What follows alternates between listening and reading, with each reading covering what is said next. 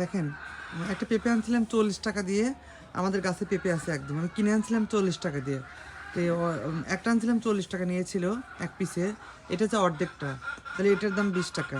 দেখেন 20 টাকার পেঁপে আজকে আমি খেয়ে সাবার করে ফেলবো। বিসমুল্লাহ।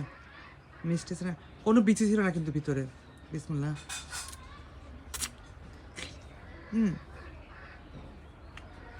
আছে।